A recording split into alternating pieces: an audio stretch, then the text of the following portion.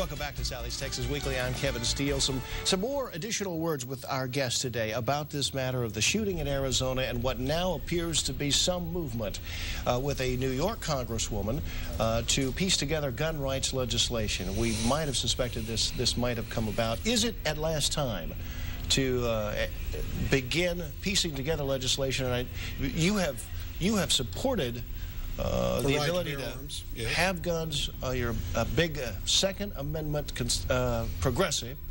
But we need to follow through with what the law says. It wouldn't have helped the congressman in Arizona. Right. But there was 25,000 or more people on the mental list that you're not supposed to sell guns to, and only 4,000 of those showed up on the instant background check. Now, again, none of the people that were on the mentally challenged list were this fellow, okay?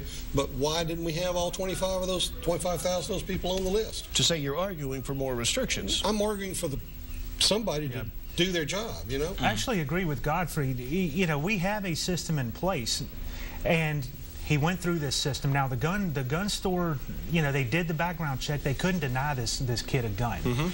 He passed all the background checks. Number one, we all need to accept that we are not going to ever live in a 100% safe world. The safest place to be is in prison, and I don't want to be in prison. So this is a price of having 300 million plus people.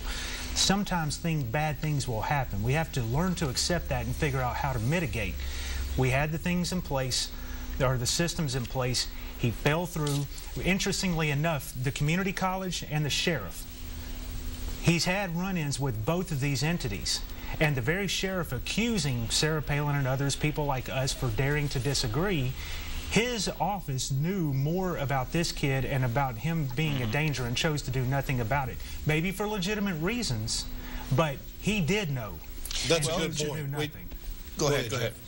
But the question was going to be that when you look at these kind of gun restrictions, and yet the murder was still able to happen, the question becomes for progressives, can't we do more to restrict who gets these guns? As you've aptly pointed out, with the Second Amendment in force in this country, we can still restrict it and leave the Second Amendment alive and well. Like Shane said, at least 2 people had identified this guy as a possible mental problem. They didn't do anything about it.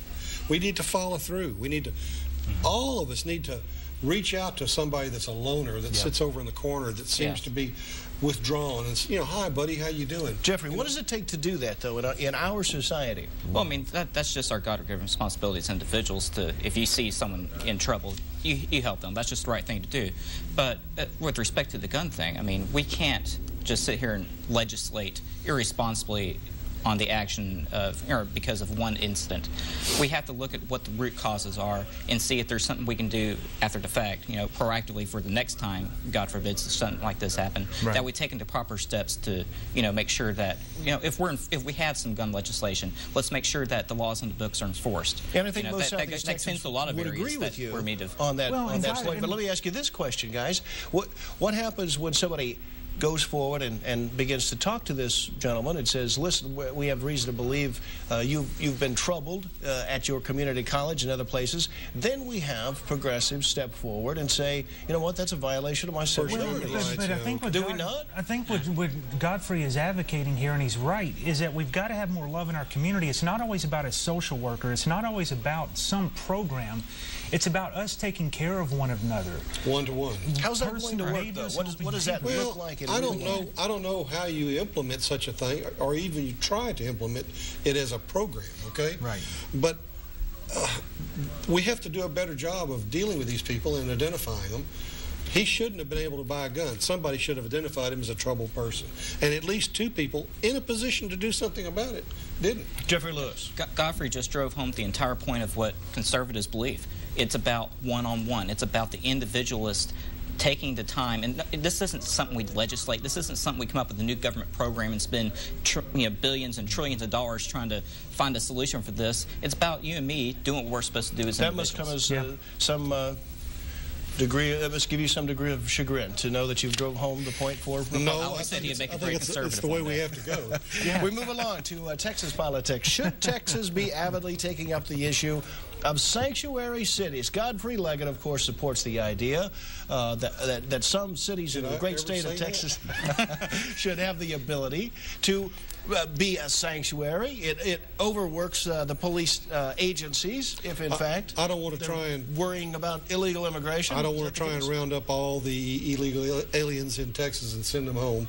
I think we ought to identify them, and the ones that are good, decent citizens that are working here, earning a living, paying taxes, those people we should work to get them legal. Austin is a sanctuary city. How many sanctuary cities do we have, gentlemen? Austin certainly is maybe the most notable city. Houston under Bill White. Houston? Well, it's a de facto, just not officially. Yeah, not officially, but... The governor has made it very clear in the opening days of this session that if you're a sanctuary city, you might want to consider the idea of not being a sanctuary city in the future. That legislation seems to be coming down the pike soon. Reference this. Where do you think that legislation will go?